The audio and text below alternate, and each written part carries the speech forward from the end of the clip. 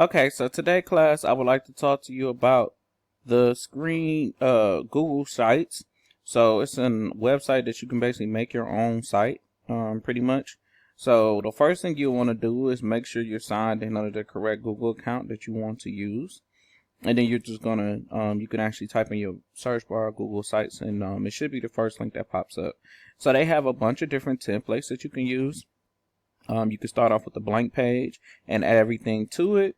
They have portfolios, events, help center, project pages, portfolios, and then they even have different sites that you can use for for businesses as well as education. So if you actually want to build your own class, this would be a great tool to use for the class template, or if you have a club that you want to have a website for, or just a student portfolio. So these are the different options.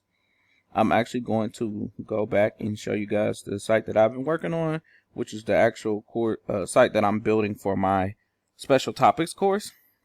So this is my introduction page, but you can add in whatever it is that you want. So if you want to add a text box, you can just click the text box. If you want to add an image, you can click image. If you want to embed anything into your site, that's what this feature is for. And the cool part about Google, if you have everything in your drive, you can just literally attach anything from your drive. This is different ways you can change the layout of your page. And these are different things you can add. So if you wanted to add a calendar or something from YouTube, and this is one of my favorite features, is all the Google, considered the Google productivity tools.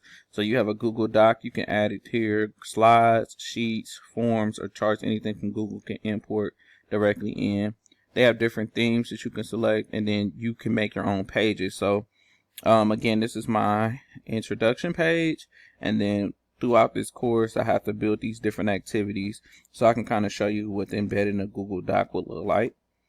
On my computational activities, this is actually a Google Doc that I have, and I just literally embedded it on here, and so you guys are able to actually see everything that is there. So again, you can do that for any Google productivity tool, whether you're using sheets or spreads. You can insert it directly in there.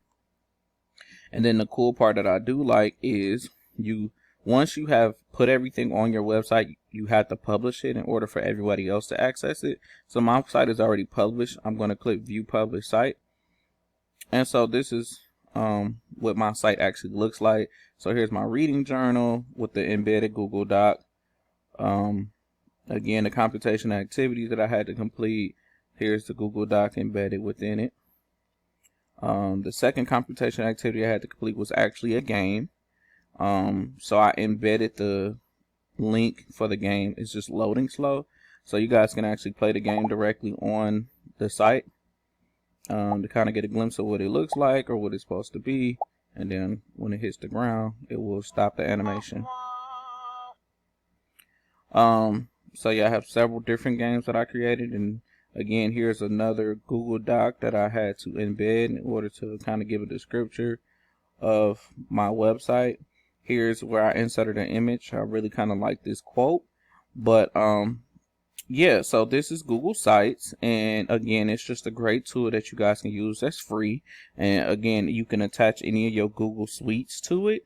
And again, it will be great for teachers or anybody that just wants to create their own site with the ease of use.